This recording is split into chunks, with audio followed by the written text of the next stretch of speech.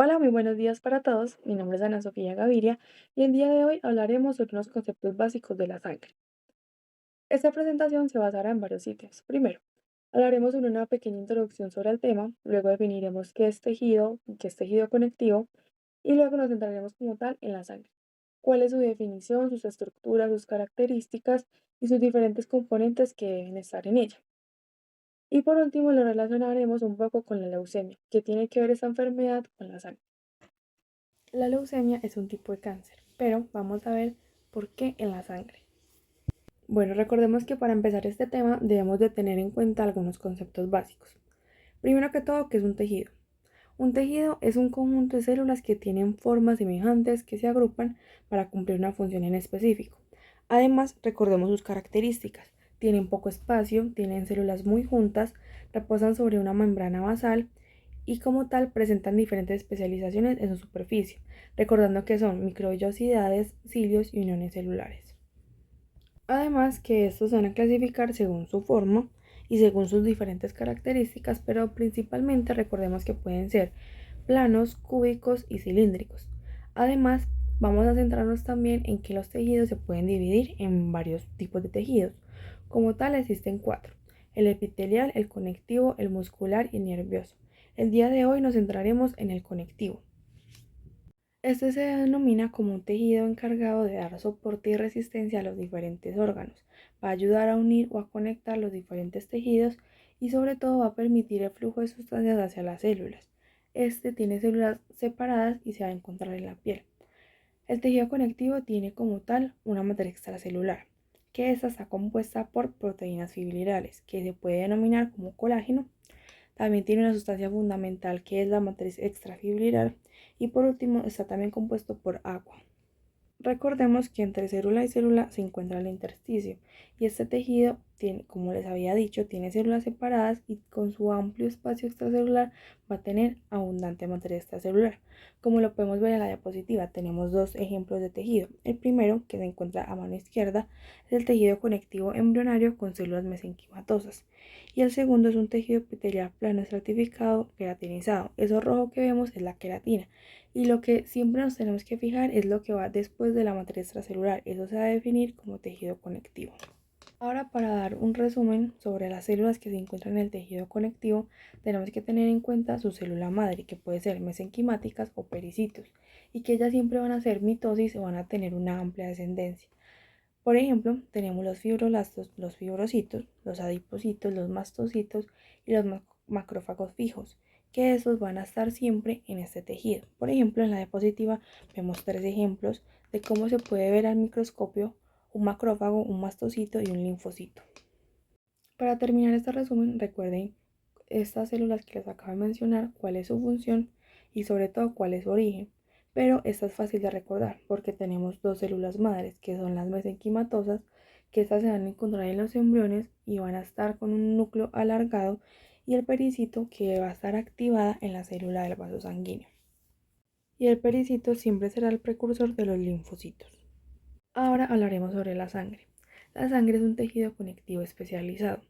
Este tiene como función transportar oxígeno a los tejidos y desde esos tejidos transportar dióxido de carbono hacia los pulmones. Este también tiene como principal función regular la temperatura corporal y el transporte de las células, que es para defendernos. ¿Cuáles son estas células? Los leucocitos. Debemos que tener en cuenta cuáles son los componentes de la sangre, y son dos principalmente: el plasma, que también se puede denominar como matriz extracelular, y los elementos formes. Primero, ¿cuáles son los elementos formes? Los elementos formes son estas células propias de la sangre y son los eritrocitos, los leucocitos y las plaquetas. Ahora, el plasma, recordemos que está compuesto por varias cosas. Primero que todo, su 90% es compuesto por agua. Tiene proteínas, que su principal proteína es la albúmina. Tiene iones como el sodio y el potasio, y además de esto también tiene lípidos. Antes de entrar en detalle en qué son las células formes y qué es lo que lo compone, vamos a hablar primero de dónde sale la sangre. La sangre sale de la médula ósea, que es una parte laxa de alguno de los huesos. Tiene dos partes como tal, que es el parénquima y el estroma. Recordemos que el parénquima es la parte funcional de la misma médula ósea, mientras que el estroma es la parte estructural de la médula ósea. Entonces, estroma se va a referir a la parte que es las arterias, las venas y las sinusoides. El estroma en la sangre va a estar dentro de las sinusoides que están dentro de la médula ósea, donde en este se van a contener las células reticulares, la célula madre, el macrófago y las fibras reticulares. Además, vamos a encontrar a nuestra célula que va a ser la precursora de todas las células sanguíneas, que se llamará célula hematopoyética pluripotencial. Hematopoyética se refiere a sangre y pluripotencial a las diferentes tipos de células que saldrán de allí. Aquí podemos ver un ejemplo de cómo la representación gráfica de lo que estamos hablando de la médula ósea, del estroma y el parénquima. El estroma lo podemos evidenciar a mano izquierda y aquí es donde se menciona lo que les acabo de mencionar, las células reticulares, la célula madre que es la mesenquimatosa, el macrófago y las fibras reticulares. Mientras que en nuestro lado derecho vamos a ver esa parte donde se van a formar todas las células sanguíneas, que aquí es donde se encuentra la célula hematopoyética pluripotencial. Ahora centrémonos más en la célula hematopoyética pluripotencial.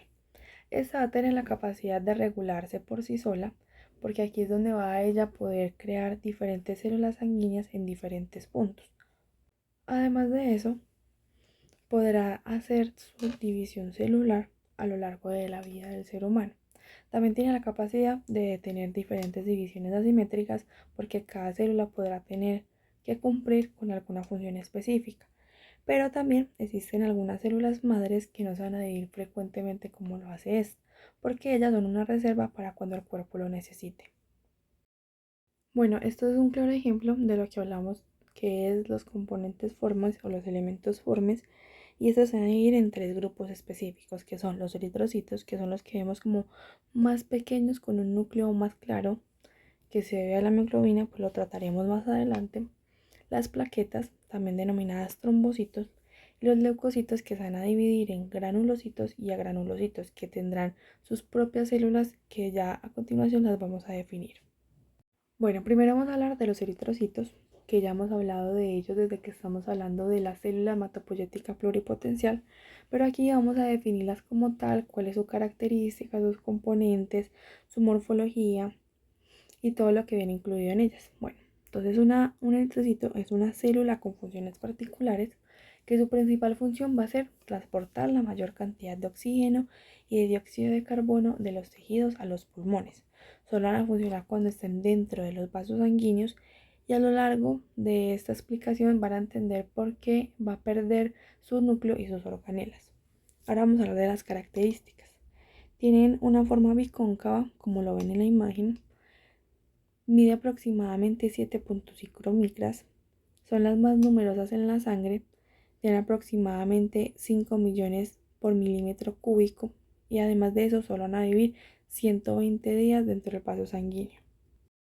El eritrocito maduro no va a tener organelos, pero va a contener enzimas solubles en su citosol, va a tener hemoglobina, por eso se le ve su color rojo, y va a tener una glicocáliz. Ahora hablaremos de sus proteínas transmembranares abundantes.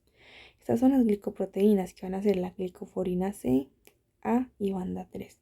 Sus proteínas periféricas se van a pegar a la glicoforina C, a la banda 3, y estas van a ser la anquirina, la espectrina, la aducina, la banda 4.1 y la actina.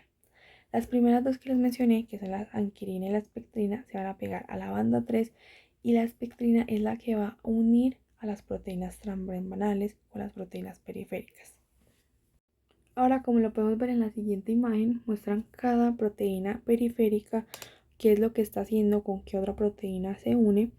Y aquí vamos a hablar de una enfermedad que se llama esferocitis hereditaria. Y esta va a ser relacionada con el 50% para hacer problemas de la anquirina, el 25% en la alteración de la banda 3 y el otro 25% va a ser la alteración de la espectrina, que son como las principales proteínas que cumplen una gran función en el eritrocito. Ahora vamos a hablar de la hemoglobina, que esta fue la que hablamos anteriormente en el eritrocito. La hemoglobina debe tener un valor normal de 14 gramos sobre decilitro. Su principal función va a ser transportar oxígeno, transportar dióxido de carbono.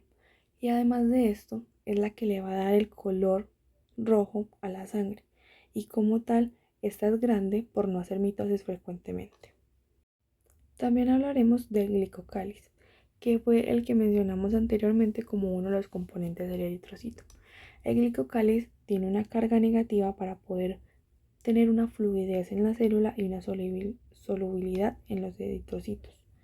Este, por ejemplo, puede ser el ácido ciálico, que es un carbohidrato con carga negativa. Su principal función van a ser generar esas cargas negativas para tener una solubilidad en el eritrocito.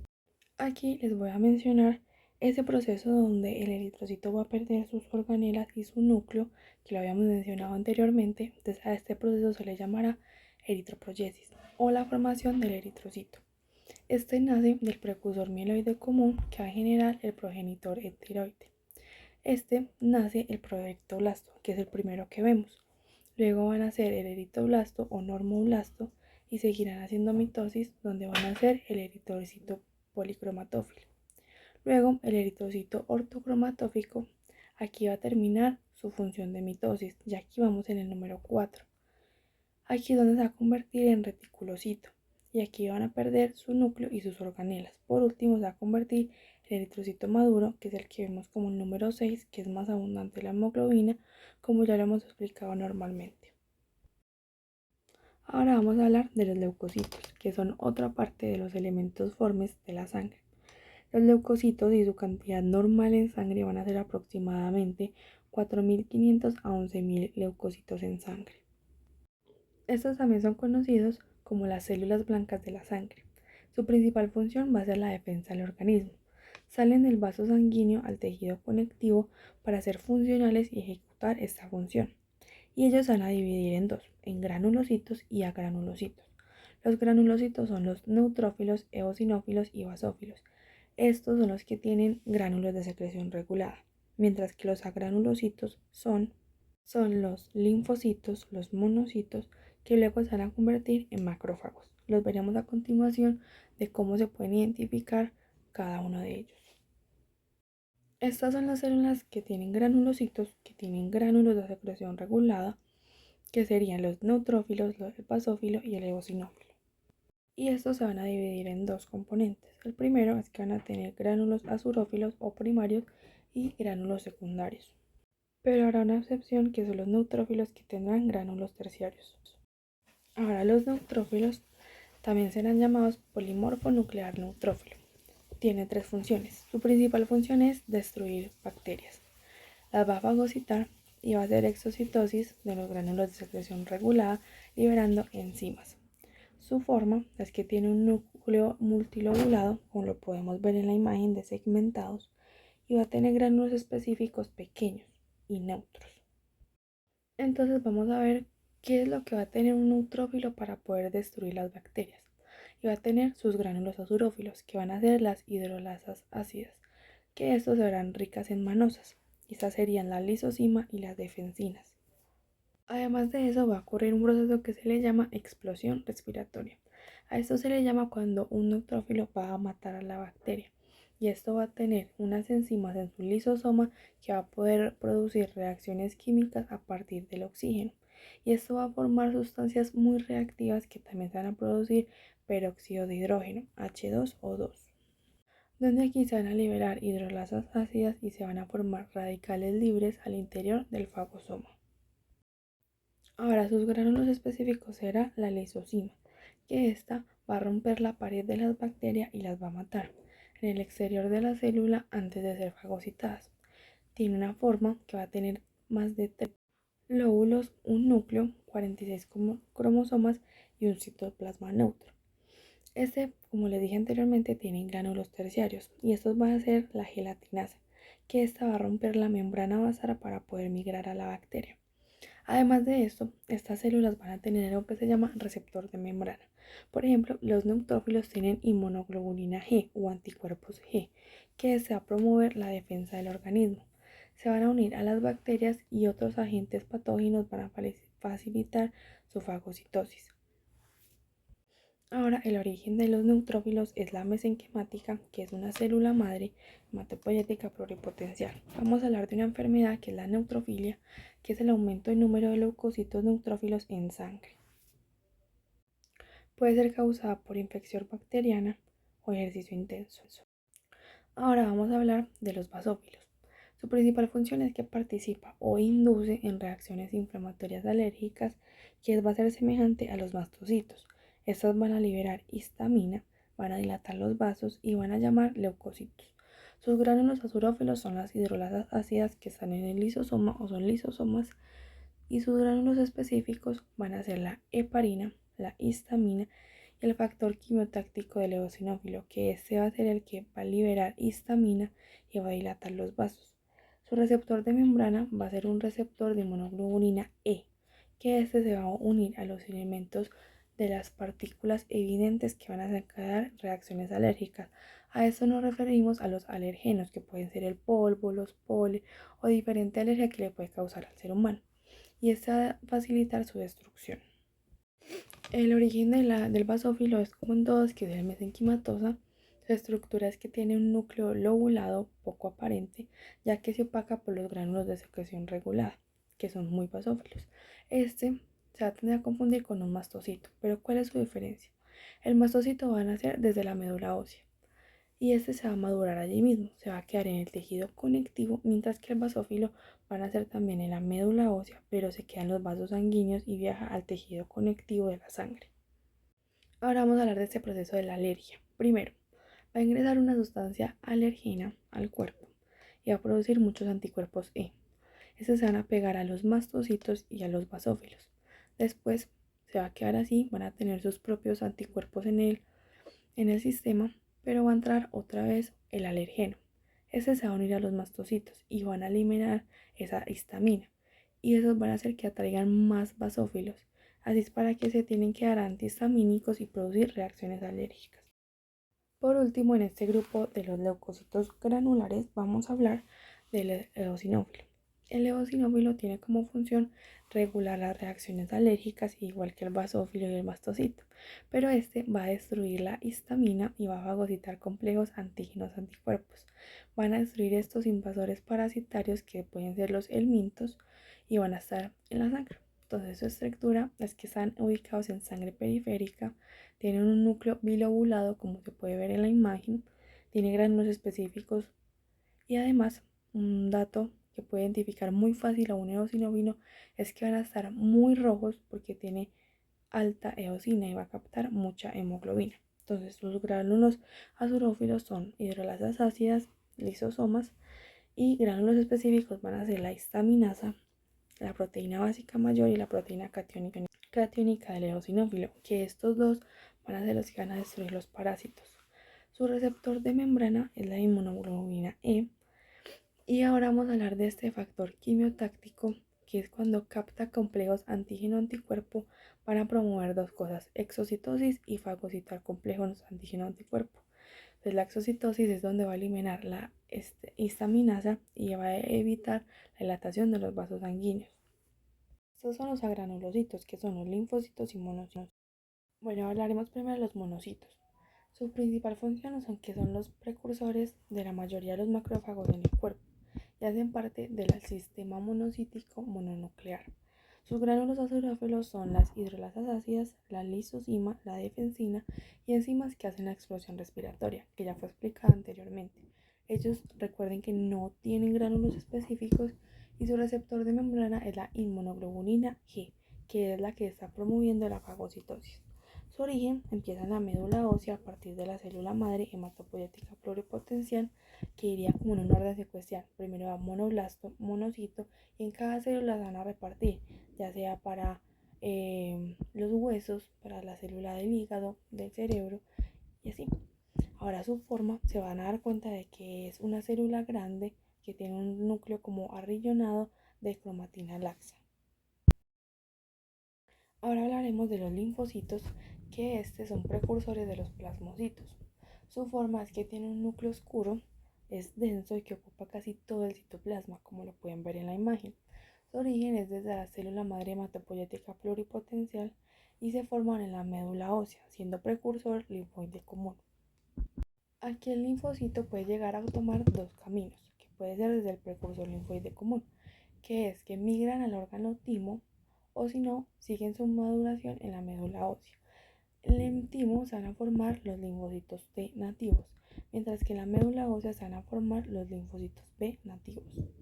Ahora vamos a abordar cada uno de estos dos tipos de linfocitos. Entonces, el linfocito T se va a transformar en de nativo a efector y ante la presencia de una célula morfológicamente alterada, como puede ser la célula cancerosa, se van a formar linfocitos T, que su función es que le dan inmunidad celular, buscan la amenaza y la atacan y como tal van a reconocer las células cancerosas. Necesitan receptor de la célula T. Ahora vamos a hablar de los linfocitos B, que este se sigue formando en la médula ósea y su principal función es que van a participar en la inmunidad humoral y van a tener anticuerpos disueltos. Por último, en los elementos formes hablaremos de las plaquetas. Estos son fragmentos celulares que intervienen en los procesos de coagulación. Esta es la principal función de la plaqueta. Ahora hablaremos de su forma o cómo es fácil identificarla. Esta mide unas 3 micras, tiene una forma ovalada y esta se va a dividir en 4 partes. Granulómero, que es la zona de organelas que tiene gránulos alfa, delta y lambda, que estos van a producir la alfa, fibrinógeno, delta, serotonina y lambda, lisosomas. La otra zona es el hialonómero, que es la zona estructural que va a tener allí microtúbulos. La zona de membrana va a tener un sistema canicular abierto y un sistema tubular denso. Y en la zona periférica tendrá membrana plasmática y carbohidratos formando glucocálido. Y por último, su origen empieza desde la médula ósea y a partir de la célula madre hematopoyética pluripotencial stem cell nacen las plaquetas y salen de un megacardioblasto. Y recordaremos los procesos donde se forma la sangre, empezando por la hematopoiesis, que fue la que ya acabamos de explicar, cómo se forma la sangre en el tejido conectivo, luego la eritropoiesis, que ya se había mencionado, la granulopoiesis, que es para estas células que tienen granulocitos, y empezaremos con el neutrófilo, el eosinófilo. Este es un claro ejemplo del neutrófilo, donde todas partirán de una célula hematopoyética pluripotencial y sacarán un progenitor según la célula que necesitemos. Ahora vamos a hablar de la leucemia, que es un cáncer en la sangre y este va a comenzar en la médula. Esto va a afectar a la producción de todas las células de la sangre. Entonces va a afectar a los glóbulos blancos, que sobre todo son los leucocitos. Entonces cuando siempre que hay una producción excesiva de mitosis que nunca va a parar en una regulación, va a haber cáncer. Entonces en este caso hay una producción excesiva de los leucocitos. Además de eso, van a disminuir la producción de glóbulos rojos y de las plaquetas y van a estar solamente los leucocitos en mal estado, los inmaduros, que esos no van a poder hacer su función de defender al organismo. Entonces, cuando esta enfermedad pasa, sus células están inmaduras, entonces no van a tener una defensa contra infecciones, nunca va a ser efectiva y nunca va a evitar el normal desarrollo de los leucocitos. Siempre va a haber algo exagerado que siempre va a estar produciéndose y esto cómo va a afectar en la médula ósea. Esto llega porque ellos van a atacar siempre a las células madres y por esto no va a haber producción de células sanguíneas. Entonces la médula se va a empezar a destruir y va a acabar con su función de llevar el oxígeno a los diferentes tejidos. Entonces esto va a producir una muerte cerebral porque no va a llegar ningún tipo de conexión de tejido de la sangre a los pulmones ni a los demás órganos. De las principales causas de las leucemias es que las células sanguíneas van a obtener diferentes cambios y el ADN de estas células no van a parar en su mitosis, se van a seguir produciendo y también van a producir anemia porque se acaba la producción de las mismas y disminuye las células sanguíneas. Y por último, su tratamiento puede ser un trasplante de médula ósea para poder volver a generar células madres. Espero que esos conceptos le queden claros. Gracias por su atención.